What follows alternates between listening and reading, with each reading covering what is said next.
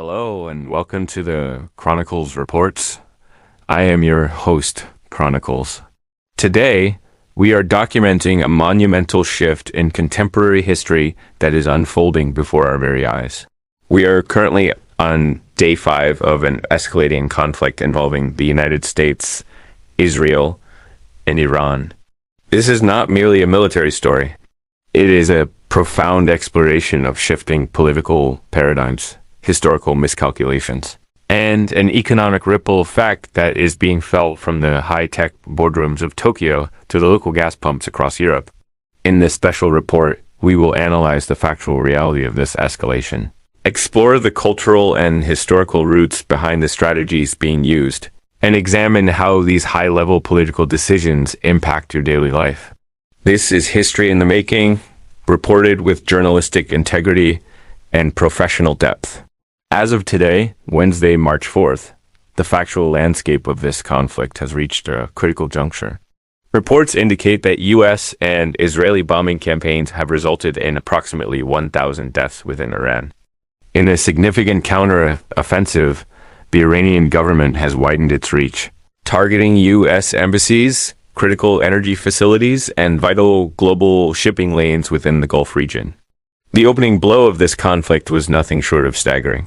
The supreme leader of Iran was killed in his residence. Historically, the Trump administration suggested such a decapitation of leadership would be the catalyst for the Iranian people to rise and seize control.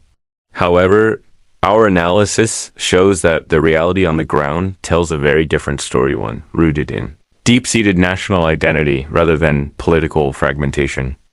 One of the most critical arguments we must explore today is the psychological impact of this conflict on the Iranian population. There was a strategic assumption by Western planners that the removal of top-tier leadership would cause the state to fracture.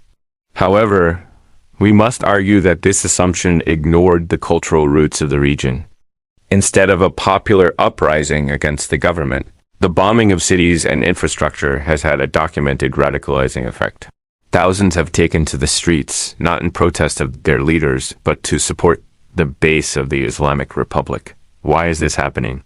To understand the reasoning behind this argument, we look to the historical root of territorial integrity. In Iranian culture, the preservation of the land is a unifying factor that transcends political leanings. From monarchists to staunch supporters of the current system, the Iranian identity is historically anchored in the defense of their land against foreign intervention. When the bombs fell, the argument for internal change was replaced by the historical necessity of national survival. To truly understand why the Iranian state has not collapsed despite the loss of its supreme leader, we must analyze its historical and systematic roots. The Islamic Republic is not a monolith centered on one man.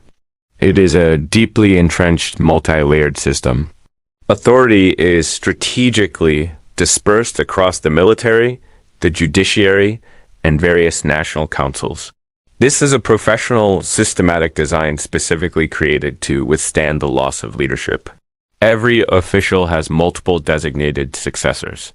This explains why figures like Ali Larijani and the new leadership council were able to immediately prepare for what they describe as a months-long war. The argument that regime change is a simple matter of removing a leader is factually challenged by this complex historical architecture of power. Let's pivot to how these historical events impact our daily lives and modern politics. The Gulf states, specifically U.S. allies like Qatar and the UAE, are currently in a precarious position. They rely on U.S. security, yet they are the ones in the line of tactical fire, with their energy infrastructure and desalination plants under direct threat. But how does this affect you, the viewer? Economic instability. We are seeing sharp declines in stock markets in South Korea and Japan, which ripples through global retirement funds and investments. Energy costs. European gas prices are soaring.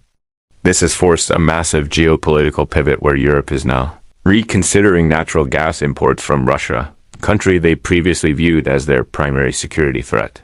This illustrates how a conflict in the Middle East can fundamentally alter the political alliances and economic stability of the entire Western world in less than a week.